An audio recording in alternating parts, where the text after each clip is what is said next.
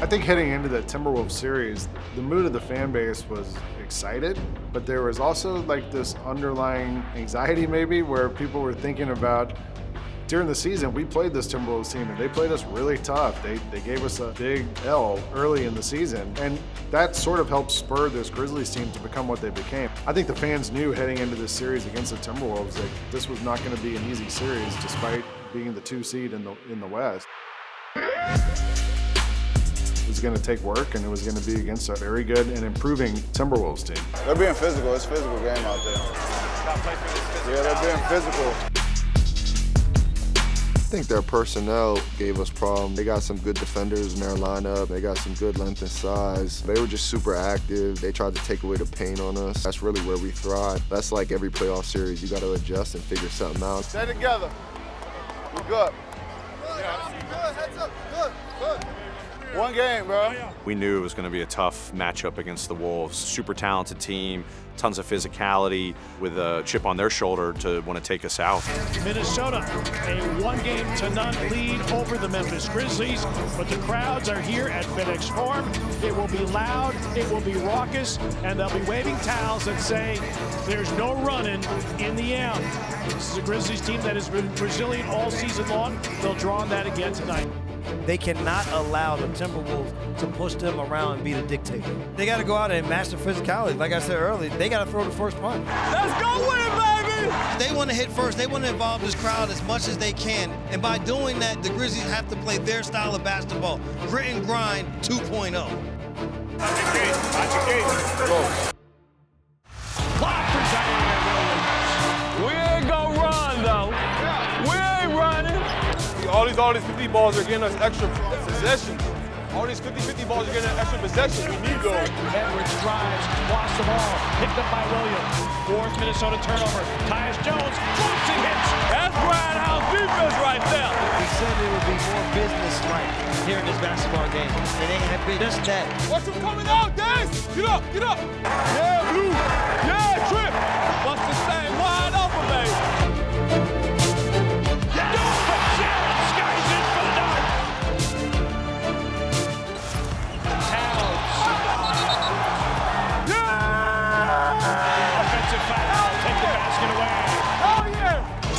Unfurls the banner. The Grizzlies are here, partner. They are here, and the Grizzlies have done some whooping tonight. Lob, Clark. There's the 10th assist. Morant's third career playoff double-double. Timeout taken by Minnesota. The lead is 29. This is what I'm talking about right here. Bring this to Minnesota. That'll bring it to Minnesota.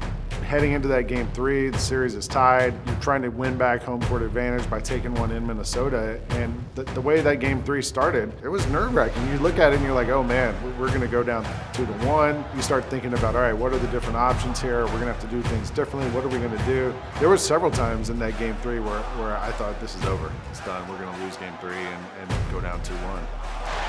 Minnesota by 21 in the final minutes of the third quarter. Not a time there, fellas. Tyus going to attack. A drop off.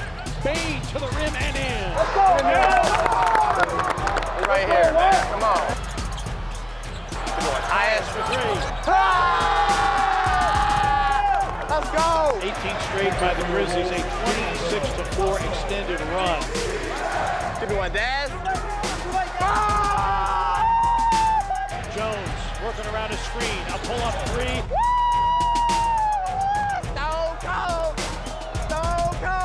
And the Grizzlies have the lead for the first time tonight. I feel like I'm watching Gladiator. Like, different emotions going on. Hey, for real. Oh, don't you do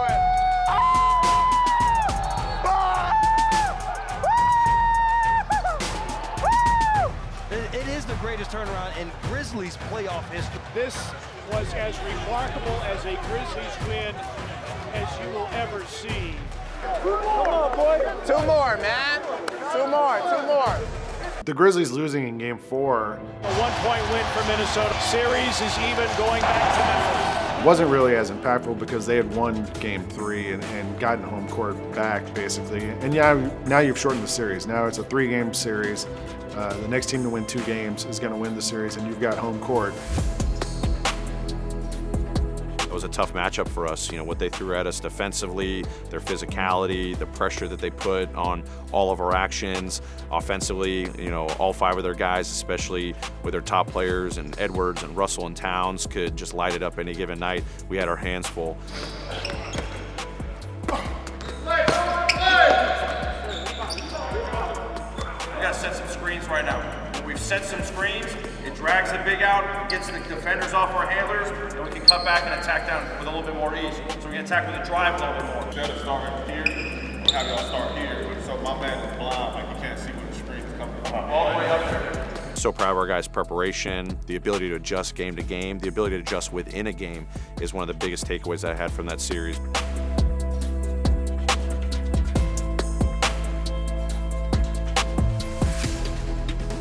Grizzlies need a bucket here. Downhill into the lane. He hangs it. Oh my goodness. He jumps right over Malik Beasley with a right-handed hammer. Oh Lord.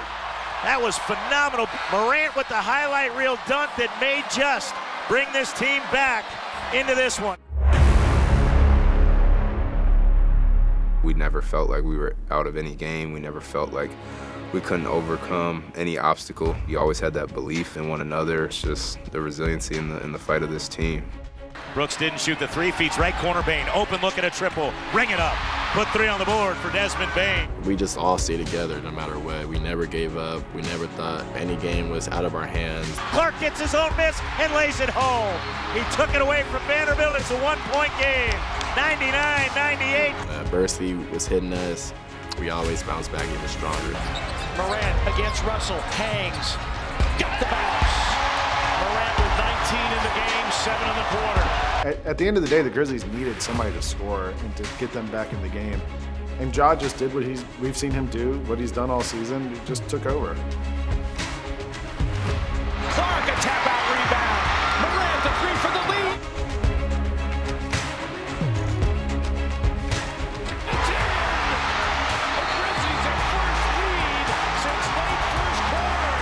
John Morant has shown up huge here in the 4th quarter. It's almost in retrospect, you look back at it and you're like, oh my gosh, like that guy, the 4th quarter, what he did was incredible. But in the moment, you look at it and you're just like, oh, it's just Ja being Ja. And it got down to that last play. The Grizzlies can win it with a bucket right here. Brooks to inbound for Morant. He gets by Edwards into the lane at Vanderbilt.